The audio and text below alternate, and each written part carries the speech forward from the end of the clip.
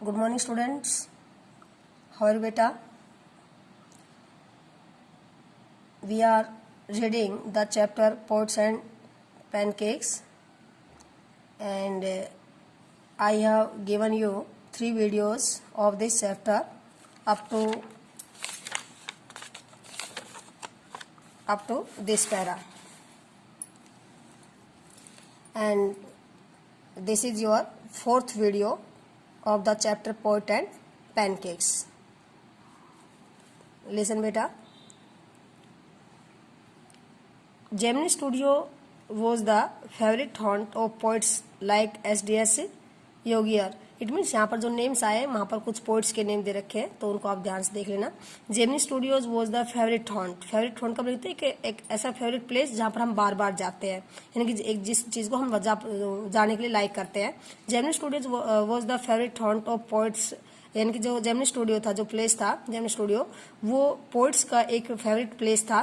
Like S.D.S. Yogiyar, ये नाम है यहाँ पर. S.D.S. योगियर जो पोइट था, जैसे सांगू सुब्रमण्यम जो पोइट था, कृष्णा शास्त्री जो पोइट था, and Harinder Nath Chattopadhyay. It means all क्या थे, पोइट थे. तो ये सब पोइट्स वहाँ पर जाते रहते थे Gemini studio.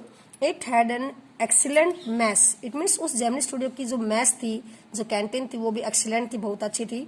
With supplied good coffee at all time of the day, यानी कि जो पूरे दिन उनको बहुत अच्छी कॉफी क्या करते थे, सप्लाई करते. इट मीन्स कॉफी लेते थे वहां से. And for most part of the night, और लगभग पूरी रात के भी वहां पर वो कॉफी लेते थे वहां से. दोज वर द डेज वहन Congress rule main prohibition. It means यहाँ पर इस सेंटेंस का मीनिंग कि उन दिनों के दौरान जो कांग्रेस ने जो ड्रिंक है वो क्या कर रखी थी, बंद कर रखी थी. And meeting over A cup of coffee, और जो उनकी मीटिंग थी वो सिर्फ किस पर चलती थी, कप ऑफ कॉफी पर चलती थी. वॉज रेदर सेटिस्फाइंग एंटरटेनमेंट, और जो कॉफी ही क्या थी, मतलब एक उनका एंटरटेनमेंट सेटिस्फाइंग एंटरटेनमेंट का एक सोर्स था. इट मीन्स वो उनको कॉफी पे सेटिस्फाई होना पड़ता था. Barring the office boy, barring का मतलब इंस्टेड की बजाय, barring the office boys and a couple of clerks. It means clerk के कुछ ग्रुप के अलावा और ऑफिस बॉय के अलावा everybody else at the studio radiated leisure, यानी कि हर व्यक्ति उस स्टूडियो के अंदर, जेमिनी स्टूडियो के अंदर रेडिएटेड लीजर का मीनिंग होता है कि आनंद उठाते थे, मतलब अपने फ्री टाइम का आनंद उठाते थे. ए प्री रिक्विजिट फॉर पोएट्री, और अपनी पोएट्री को गाते रहते थे. मोस्ट ऑफ देम वोर खादी एंड वर्शिप्ड गांधी जी, यानी कि लगभग तो खादी यूनिफॉर्म को यूज करते थे और वो गांधी जी के पुजारी थे. बट बियॉन्ड दैट, लेकिन इसके अलावा, they had not the faintest appreciation for political thought of any kind. लेकिन उनके विचारों में क्या नहीं था, वे कभी भी किसी पॉलिटिकल मतलब पार्टी या पॉलिटिकल व्यूज की प्रशंसा नहीं करते थे. इट मीन्स वो पॉलिटिकल से काफी क्या थे, पॉलिटिक्स से काफी क्या थे, दूर थे. Naturally they were all averse, averse mean not like और या opposite. They were all averse to the term communism, क्योंकि हर कोई जो जेमिनी स्टूडियो के अंदर जितने पोइट्स राइटर्स थे, जितने भी लोग मेंबर थे वहां पर, वे सभी मतलब कम्युनिज्म को क्या नहीं करते थे, लाइक नहीं करता था. कम्युनिज्म का मीनिंग होता है साम्यवाद. इट मीन्स एक ऐसा ग्रुप, एक ऐसा मेंबर जो किसी धर्म को लाइक नहीं करता, जो किसी धर्म या रिलीजन में विश्वास नहीं करता हो. A communist was a godless man. It means एक कम्युनिस्ट एक वो बंदा होता है जो गॉडलेस होता है, इट मीन्स जो भगवान विश्वास नहीं करता है. ही हैड नो फिलियल और कॉन्जुगल लव, जिसका भगवान के प्रति मतलब कोई मतलब प्यार नहीं होता है, इंसानियत के प्रति कोई प्यार नहीं होता है, मानवता के प्रति कोई प्यार नहीं होता है. He had no compassion about killing his own parents और his children. It means compassion का नहीं होता गिलानी महसूस करना, मतलब वो कभी कोई गिलानी महसूस नहीं करता अपने पेरेंट्स को किल करने में या अपने बच्चों को किल करने के अंदर, कभी कोई गिलानी महसूस नहीं करता है. He was always out to cause. It means वो हमेशा एक कॉज बना रहता है. एंड स्प्रेड, और वो फैलाता है अनरेस्ट. अनरेस्ट का मतलब एक अनरेस्ट मीन होता है जो अशांति, एक अशांति मतलब फैलाता रहता है. एंड वायलेंस फैलाता रहता है among innocent and ignorant people. It means जो अज्ञानी जो लोग हैं और जो भोले लोग हैं, उनके बीच में सिर्फ उसका एक कम्युनिस्ट का काम क्या होता है, अनरेस्ट को फैलाना और वायलेंस को फैलाना होता है, हिंसा को फैलाना होता है. वेरी सॉरी बेटा.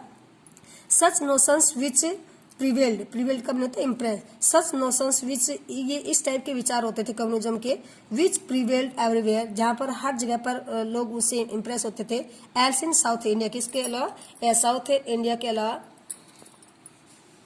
Eight that time also naturally floated about vaguely, और उस टाइम के दौरान मैंने कि स्वाभाविक रूप से ही floated about vaguely among the khadi clad poets of Gemini studio, यानी कि जेमिनी स्टूडियो के अंदर जो खादी यूनिफॉर्म पहनने वाले जो पोइट्स थे उनके बीच में भी ये विचार क्या हो चुके थे, स्टार्ट हो चुके थे। इट मीन्स विचार आ चुके थे।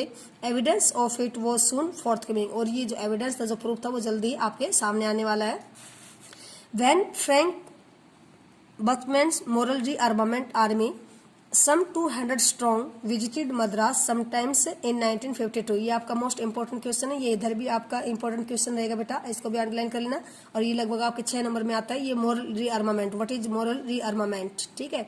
ये मोरल रीआर्मामेंट क्या है, कौन सा ग्रुप है, और इसने किन प्ले को, नाटक को मतलब प्ले किया था, तो उसके बारे में बताया गया है। वैन फ्रैंक ये एक ग्रुप का नाम है, रीआर्मामेंट, जिसके अंदर कुछ आर्मी के लोग थे और जेमिनी स्टूडियो के अंदर मतलब कुछ दिन के लिए रुके थे, और वहां पर उन्होंने अपने नाटक को क्या किया था, प्ले किया था, तो उनके बारे में बताया गया।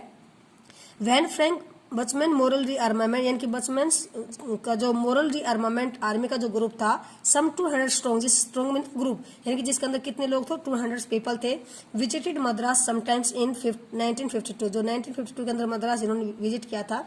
They could not have found a warmer host in India than the Gemini Studio. It means India के अंदर उनको जेमिनी स्टूडियो के अलावा कोई भी ऐसा मतलब प्लेस नहीं मिला था जहाँ पर उनका वेलकम किया गया, जहाँ पर उनका वेलकम किया जा सके या जहाँ पर उनको रोका जा सके। It mean Gemini studio was the best for them. Gemini studio उनको रुकने के लिए क्या था, बेस्ट प्लेस था। Someone called the group and international circus, और कुछ लोगों ने बोला कि जो वो ग्रुप था मोरल रीआर्मामेंट का, वो क्या ग्रुप था, इंटरनेशनल सर्कस का ग्रुप था। They were not very good on the trapeze, trapeze का मीनिंग होता है झूला, झूले के अंदर, लेकिन वो लोग क्या नहीं थे, झूले के अंदर क्या नहीं थे, मतलब अच्छे नहीं थे। And their acquaintance with animals was only at the dinner table, और उनका जो एनिमल्स के साथ उनकी कोई मतलब एक्वेंटेंस, कोई पहचान नहीं थी, लेकिन सिर्फ डिनर के टाइम थोड़ी बहुत देखी जा सकती थी।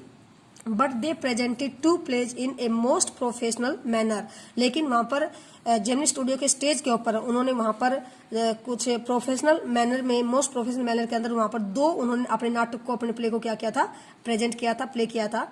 ये आप इन नाम को याद रखेंगे, जोनाथन वैली और द फॉरगॉटन फैक्टर, ये नाटक के नाम बेटा, ठीक है।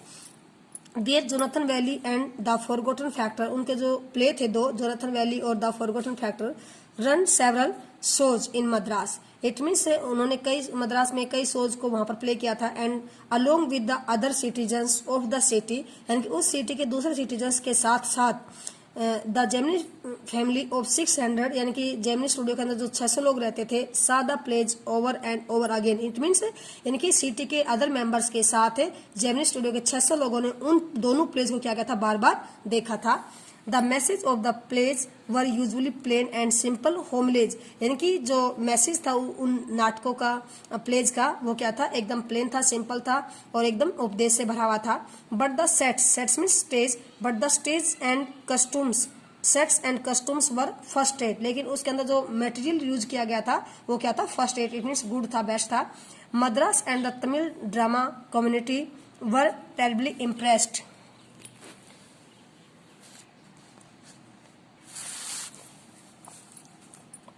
Madras and Tamil drama community were terribly impressed, and for some years almost all Tamil plays had a scene of sunrise and sunset in the manner of a Jonathan Valley with a bare stage. It means Madras and the Tamil drama, यानी कि जो ये moral rearmament के जो दो नाटक थे, इन नाटक को फॉलो करते हुए मद्रास और तमिल ड्रामा जो कम्युनिटी थी, जो नाटक प्ले करने वाली जो कम्युनिटी थी, वे इतने ज्यादा इम्प्रेस हुए थे इन दोनों नाटकों से, बहुत ज्यादा क्या होते इम्प्रेस हुए थे। एंड फॉर सम ईयर्स, और कई सालों तक, ऑलमोस्ट ऑल तमिल प्लेज, और जितने भी उसके बाद तमिल प्ले मतलब प्रेजेंट किए गए थे, had a scene of sunrise, उनके अंदर सीन रखा गया था सनराइज। इट मीन्स जैसे कि आप किसी नाटक को, किसी मूवी को देखते तो स्टार्टिंग के अंदर जो मूवी की जो स्टार्टिंग होती है, जैसे सूरज के उगते हुए की होती है, सनसेट सूरज के छिपते हुए की होती है, और उसके अंदर किसी बांसुरी क्या होती है, धुन होती है। तो इसके बारे में बताया गया है यहाँ पर कि यहाँ पर जो तमिल ड्रामा कम्युनिटी इतनी ज्यादा इंप्रेस हुई थी, कई सालों तक उन्होंने जब अपने तमिल प्लेज को प्रेजेंट किया था, हैड ए सीन ऑफ सन, तो उसके अंदर जो सीन रखा गया था कौन सा रखा गया था, सनराइज और सनसेट का सीन रखा गया था। In the manner of Jonathan valley, जैसे किसके अंदर था, जोनाथन वैली नाटक के अंदर था। इट मीन्स जोनाथन वैली नाटक के सीन को फॉलो करते हुए यहाँ पर तमिल ड्रामा कम्युनिटी के ने भी अपने नाटक के अंदर क्या था, उस सीन को फॉलो किया था। विद ए बेयर स्टेज, मतलब खाली स्टेज के साथ सिर्फ उन्होंने क्या दिखाया था, सनसेट और सनराइज को दिखाया गया था। ए व्हाइट बैकग्राउंड कर्टेन, जहां पर जो बैकग्राउंड था एकदम व्हाइट कर्टेन के साथ था, and a tune played on the flute, और बांसुरी की वहां पर क्या बजाई गई थी, टून बजाई गई थी। It was some years later, और कुछ सालों के बाद, दैट आई लर्न दैट, मुझे पता चला कि the MRA was a kind of counter movement to international communism. उसके बाद नरेटर यहाँ पर बताता है कि जब MRA जो आया था वहां पर, जो ग्रुप आया था वहां पर, आर्मी लोगों का ग्रुप आया था, तो बताते कि उसका मकसद था, वो क्या था, जो इंटरनेशनल कम्युनिज्म है उसके अगेंस्ट मतलब क्रांति लाना था। आई लर्न दैट, मुझे पता चला कि the MRA was a kind of counter movement, यानी कि MRA था वो क्या था, एक काउंटर मूवमेंट था। काउंटर मूवमेंट का मीनिंग होता है कि इंटरनेशनल कम्युनिज्म के अगेंस्ट मतलब क्रांति करना, एक मतलब आवाज उठाना, तो वो इस प्रकार का मतलब एक मूवमेंट था। And the big bosses of the Madras like mister Vasan simply played in to their hand, it means Madras के जितने बड़े बड़े बॉस थे, और जैसे कि मिस्टर वासन कौन था, जेमिनी स्टूडियो का बॉस था, जेमिनी स्टूडियो का ओनर था बेटा। ये भी क्वेश्चन पूछ जाता है एक नंबर के अंदर कई बार सिंग पैसेज के अंदर, who was the owner of the Gemini studio, तो mister Vasan. And the big bosses of Madras like mister Vasan simply played into their hands, it means जो बिग बॉसेज थे किसके साथ, मिस्टर वासन के साथ, वे सारे के सारे उन सब से क्या थे, काफी इंप्रेस थे, उनके ग्रुप में क्या थे, शामिल हुए थे। I am not sure however, लेकिन मैं नहीं विश्वास कर सकता कि हाउएवर यद्यपि that this was Indeed the case, कि ये उनका वही केस था, इट मीन्स ऐसी सिचुएशन थी for the unchangeable aspects of these big bosses, कि उस ग्रुप में शामिल होकर भी उनके जो बड़े बॉस थे, उनका जो अनचेंजेबल एस्पेक्ट उनके सिद्धांत क्या रहे थे, अनचेंजेबल रहे थे, इट मीन उनके उस ग्रुप में शामिल होने के बावजूद भी उनके सिद्धांत चेंज नहीं हुए थे। And their enterprises remain the same, उनकी जो मेहनत करने का जो स्टाइल था, जो वे था, वो भी क्या रहा था, सेम रहा था, वो भी चेंज नहीं हुआ था। MRA और नो MRA, चाहे उन्होंने MRA को ज्वाइन किया या ज्वाइन नहीं किया, इंटरनेशनल कम्युनिज्म और नो इंटरनेशनल कम्युनिज्म, चाहे उन्होंने इंटरनेशनल कम्युनिज्म को ज्वाइन किया या नहीं किया, इट मीन उनके जो लाइफ के जो एस्पेक्ट थे, सिद्धांत थे, वो अनचेंजेबल थे, और उनकी जो मेहनत थी वो क्या थी, सेम थी, मतलब इट मीन्स वो उन चीजों से ज्यादा प्रभावित नहीं हुए थे।